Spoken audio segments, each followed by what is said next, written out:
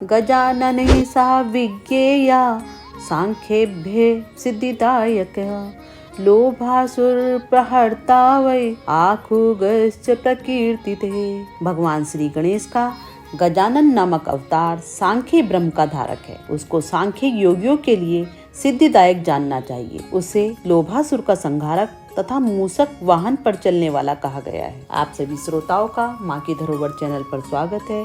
आप सभी को गणेश उत्सव की मंगल कामनाएं। आप सभी के यहाँ गणेश जी रिद्धि सिद्धि व शुभ लाभ के साथ सदा विराजित रहें। आज मैं आपको गणेश जी के गजानन नामक अवतार की कथा सुनाती हूँ। आप सभी प्रेम व भक्ति पूर्वक सुने। एक बार देवताओं के कोषाध्यक्ष कुबेर कैलाश पहुँचे। वहाँ उन्होंने भगवान शिव पार्वती का दर्शन किया।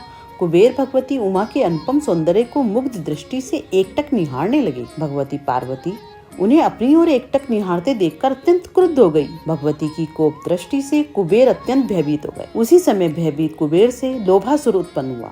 वह अत्यंत प्रतापी तथा बलवान था। लोभासुर दैत्य गुरु शुक्राचार्य के पास गया।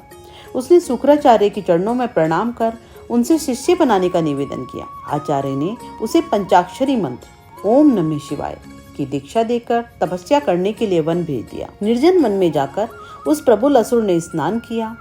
फिर भस्म धारण कर वह भगवान शिव का ध्यान करते हुए पंचाक्षरी मंत्र का जप करने लगा। वह अन्य जल का त्याग कर भगवान शिव की प्रसन्नता के लिए घोर तप करने लगा। उसने दिव्य सहस्त्र वर्ष तक अखंड तप किया। उसकी कठोर तपस्या से प्रसन्न होकर भगवान शिव प्रकट हुए। लोभासुर देवाधिदेव भगवान शिव के चरणों में प्रणाम कर उनकी स्तुति करने लगा। ओढ़रदानी भगवान शंकर ने वर देकर उसे तीनों लोकों में निर्भय कर दिया। भगवान शिव के अमोघ वर से निर्भय लोभासुर ने दैत्यों की विशाल सेना एकत्र की। उन असुरों के सहयोग से लोभासुर ने पहले पृथ्वी के समस्त राजाओं को जीत लिया। फिर उसने स्वर्ग पर आक्रमण कर दिया। इंद्र को पराजित कर उसने अमरावती पर अधिकार कर लिया। पराजित होकर इंद्र भगवान विष्णु के पास गए तथा उनसे अपनी व्यथा सुनाई। भगवान विष्णु असुरों का संहार करने के लिए अपने गरुड़ वाहन पर चढ़कर आए। भयानक संग्राम हुआ। भगवान शंकर के वर से अजय लोभासुर के सामने उनको भी पराजय का मुंह देखना पड़ा। विष्णु तथा अन्य देवताओं के रक्षक महादेव हैं। यह सोचकर लोभासुर ने अपना दूत शिव के पास भेजा। दूत ने उनसे कहा, आप परम पराक्रमी लोभासुर से युद्ध कीजिए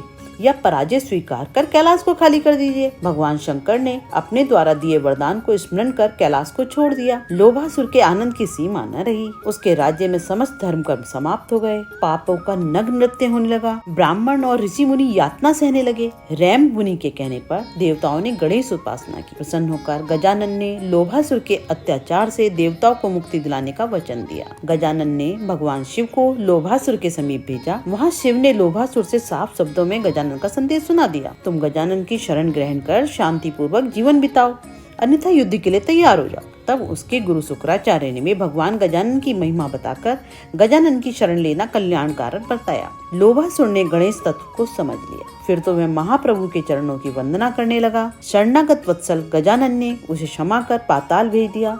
देवता और मुनि सुखी होकर गजानन का गुणगान करने लगे। आज की कथा को यहीं विराम देती हूँ। आज की कथा आपको अच्छी लगे तो आप भी मेरी मंगल कामना के लिए अपना प्यार दर्शा सकते हैं, अपने प्रियजनों के साथ साझा कर सकते हैं।